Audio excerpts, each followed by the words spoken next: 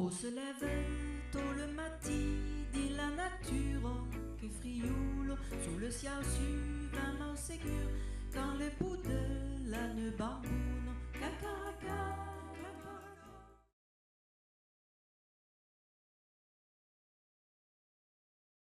Che sapeva l'obsessi dell'obbedienza.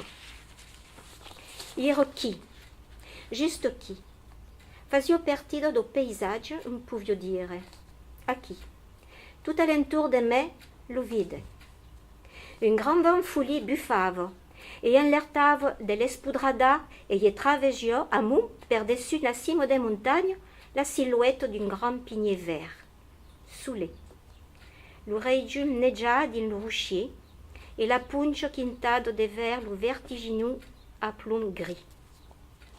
Me rodeivi subitement che n'existavio più, come si de même mon ombre ne podio più se dépléger sur la terre cramado.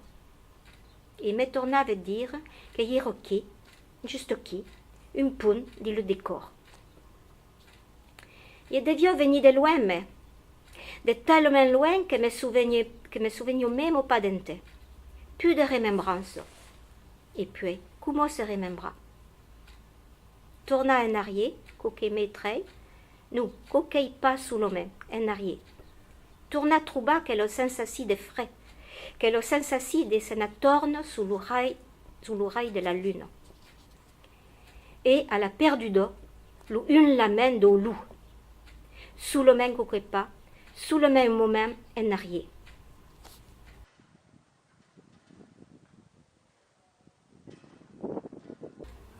Coplo. Ouvre le bruit du laigue que tombe sur le thé, d'aval au lachanau à grand bruit de sautade, cavale sur la route, que luzerne équeraille, les siao émeille pesant qu'un chapeau de plomb. Coplo. Dégu n'ose sortir de sous la secuma, rema un pauvre chi, crugno et abeura trule sur le chamis sans saber antena, l'oiseux sans tasu, et se sont agrouma. Coplo. La goutte s'ébouillant rudement sur la vitre, le carré chandelin sur le ciel désolat.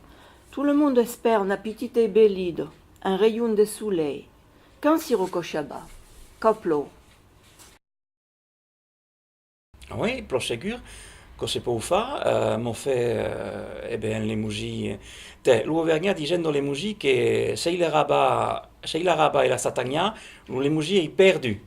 Donc, il y a des différences entre l'utilità delle musique et l'utilità d'Arieggio, per esempio. Et à cause un peu pas de se comprendre. Il y a des différences d'accentuation, de vocabulaire, des coses et tal. C'est un peu plus compliqué à Melugascu. Et c'est cos'è tout le pot de vin, le différent. Far de safran. Viruletto, cambalotto, Preni pulsado. Vos autres, Marionetto, Giovanetto, Giandelese, Baila Gobiasso,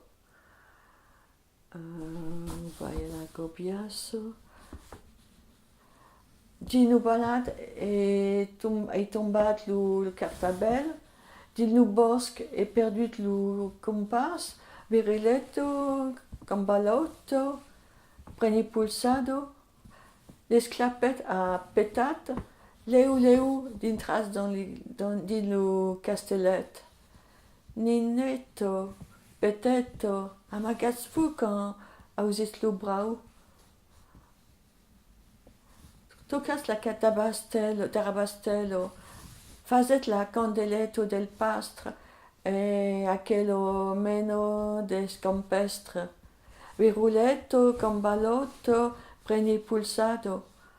Anem, trasteggiant, così font la mirghettos. Dansem, officene. L'ubestras e sa semfrana.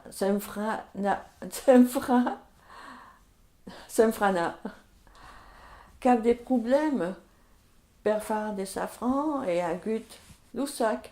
Viruletto, cambalotto, Preni pulsado. O se lève tôt le matin, dit la nature, que frioule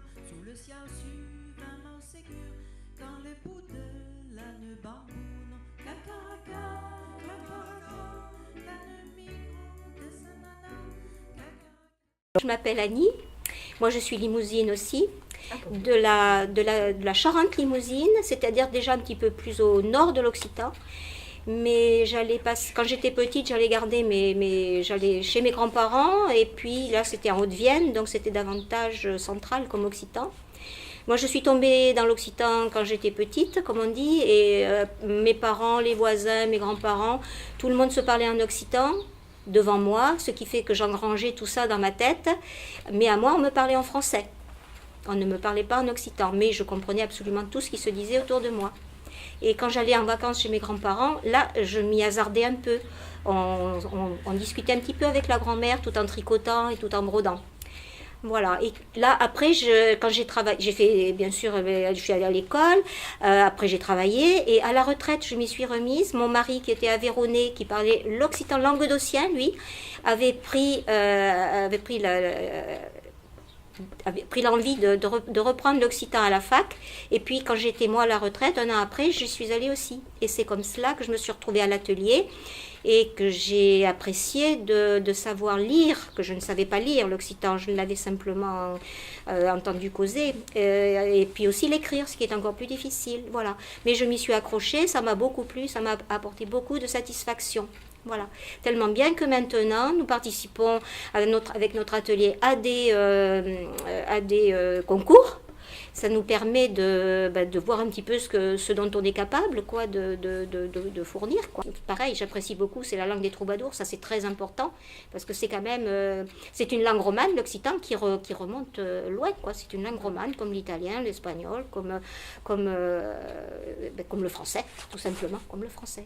Alors la langue occitane, eh bien, c'était la langue qui était parlée autrefois dans le sud de la France. C'était la langue des troubadours, qui était parlée dans le sud de la France.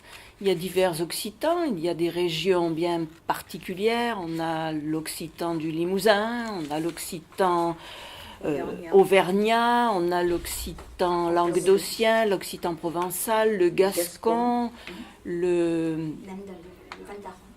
Val d'Aran et le Vivaro-alpin. Enfin, ça fait 6 ou 7 occitans différents, mais qui ont quand même une base commune et qui, on peut se comprendre entre les diverses parties des diverses régions. Voilà. Donc moi, je parle l'occitan du Limousin parce que j'ai été élevée dans une famille où on le parlait, mes grands-parents, mes parents. Donc je l'ai parlé un petit peu quand j'étais enfant et je l'ai peu pratiqué par la suite et je me suis remise récemment pour occuper mes loisirs, on va dire. J'ai écrit des chansons en occitan, j'ai fait un CD.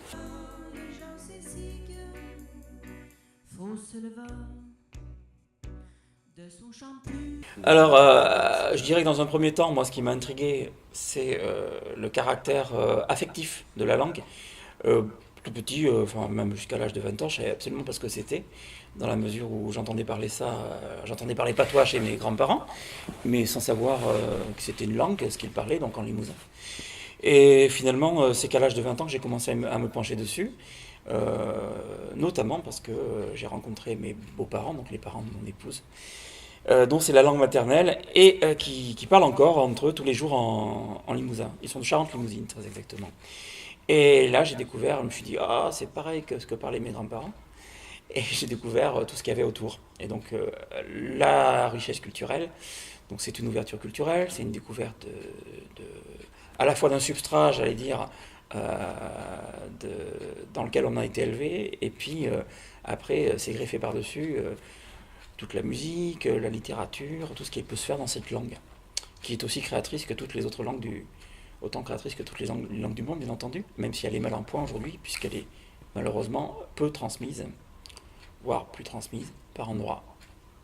Donc c'est un plus culturel, et ça peut aussi être utile, je pense, dans des domaines comme le tourisme, comme même voir l'économie parfois, des gens qui veulent un petit plus en s'implantant dans une région occitane, en amenant la langue, je sais pas, moi, une entreprise qui va s'occuper de telle ou telle chose, pourquoi pas apporter la langue pour avoir une petite plus-value pour les gens du coin. Voilà. Mais même en étant d'ailleurs, on peut très bien s'intéresser à la langue, comme on fait quand on va s'installer, je sais pas moi, quand on va s'installer, les gens qui déménagent, qui émigrent, des Français qui émigrent au Québec, ils peuvent s'intéresser un petit peu aux diverses variétés de Québécois, et notamment au joual, je sais pas si vous connaissez ça. Le joual, c'est un mélange entre le français du Québec et l'anglais. C'est une sorte d'argot de Montréal. Voilà, bon, moi je suis ouvert à la diversité linguistique, mais bon, après, chacun a sa sensibilité. Quel est l'espoir de- Alors l'espoir, bah, évidemment, en tant qu'occitaniste, on espère que la langue va renaître de ses cendres, même si elle est pas encore morte, hein. Elle a encore parlé, mais comme je le disais, elle est mal en point. De manière réaliste, bah, on espère au moins qu'il y aura un jour une reconnaissance officielle parce que la langue d'oc est reconnue officiellement en Espagne parce qu'il y a un tout petit territoire qui s'appelle le Val d'Aran euh, qui est limitrophe de Bagnères de Luchon en France. Donc côté espagnol, elle est reconnue comme langue officielle et aussi en Italie, mais pas en France parce qu'il n'y a pas d'autre langue qui soit reconnue à part le français en France, officiellement. Euh, et puis, on ne sait pas ce qui peut advenir. En tout cas, les gens créent, écrivent, chantent dans cette langue aujourd'hui, des jeunes, euh, sans savoir ce qui va advenir demain. Et on espère que pour la pérennité, ça va renaître. Et impériaux, tout d'un colani marin route, t'as un brave réveil à doux, l'éternel donc au clair. En fait, je pense que j'ai eu un premier contact inconscient avec l'occitan. C'est quand j'étais enfant, j'avais peut-être 8 9 ans, on m'a envoyé à... Ça s'appelait un aérium à l'époque, c'était un genre de colonie de vacances entre le sanatorium et la colonie de vacances. Vous pouvez y rester plusieurs mois. Et on m'avait dit que c'était loin, des centaines de kilomètres. Et j'avais demandé avant de partir à ma mère si c'était toujours en France. Et ma mère m'avait répondu que oui. Mais à l'époque, il fallait toute une nuit pour les enfants pour traverser toute la France en train de nuit et ça s'appelait Aurignac, le berceau des Aurignaciens, enfin de l'époque aurignacienne. Et un jour j'ai entendu une chanson, c'était pas du français, j'ai demandé ce que c'était. Soit on voulait pas me répondre, soit on savait pas me répondre. Puis j'ai dû avoir un autre contact avec quelqu'un, j'ai su plus tard que le fils du directeur de l'école était professeur de langue méridionale, donc ça voulait bien dire ce que ça voulait dire maintenant pour moi. Et après, dans les années 70, j'ai rencontré des personnes qui étaient militants des vieux Alpaï vivre au pays. C'est des jeunes qui étaient obligés de monter à Paris pour faire carrière. Ils ont été obligés de passer par Paris, mais ils sont retournés dans leur région dans les années 80-90. Et puis j'avais une amie aussi qui avait fait du collectage de contes dans sa vallée d'Auvergne, dans le Salers. Et souvent, elle nous faisait des petits résumés en occitan et on devait essayer de comprendre ce que c'était. Et une année, il y a une manifestation, enfin un genre de petit festival dans les Cévennes, ça s'appelait le Yiddishland à la rencontre des Cévennes. Et c'était en l'honneur des Cévennols qui avaient caché des Juifs et d'autres personnes, des réfugiés politiques pendant la guerre. Et donc bien que le Yiddish est un dérivé de l'allemand, de slave et de l'hébreu, bon ça n'avait rien à voir, mais il y avait des intervenants occitans. Et j'étais en train de parler avec des occitans, avec un intervenant, et je disais si seulement je pouvais trouver un stage d'occitan d'une semaine. Et un des intervenants me dit mais il y a justement un stage, c'était un mois après. C'est comme ça que je me suis trouvée propulsée dans l'occitan, parce que pour moi je suis allée vers le côté, vers l'ombre de la France, parce que l'Occitanie ça comprend 33-34 départements à l'origine. Et on en parle presque, les gens ne connaissent pas ou ne connaissent pas ou comment dirais-je, ils ont, je trouve plus le mot. En tout cas, on entend parler du breton, on entend parler du picard, on entend parler de l'alsacien, mais l'occitan, bien qu'en nombre, les occitans, avec leurs différents dialectes, sont supérieurs, on a voulu occulter. Voilà. Sinon, ben, je fais des études d'occitan à l'université de Montpellier. Bon, voilà. Et puis j'écris un peu en occitan pour des concours. On se lève tôt le matin, dit la nature, que frioule, sous le ciel suvainement sécure, quand le bout de l'âne bamboune, cacaraca, cacaraca, l'âne migre de Samana, cacaraca, cacaraca, les gens s'essiguent, faut se lever de son chant pur et impérieux, tout d'un collant, ni marin route, t'as un brave réveil à doux, l'éternel fredon, qu'au claron, cacaraca, cacaraca, le jour roule la colline, cacaraca, cacaraca, les gens s'essiguent, faut se lever, son cri n'est pas bien harmonieux, l'odeur milloune, les manguères, visa le sous ardillou, dans mon devant, on aurait à faire, cacaraca, cacaraca, l'orluce descendrit les bas, cacaraca, cacaraca, les gens s'essiguent, faut se lever.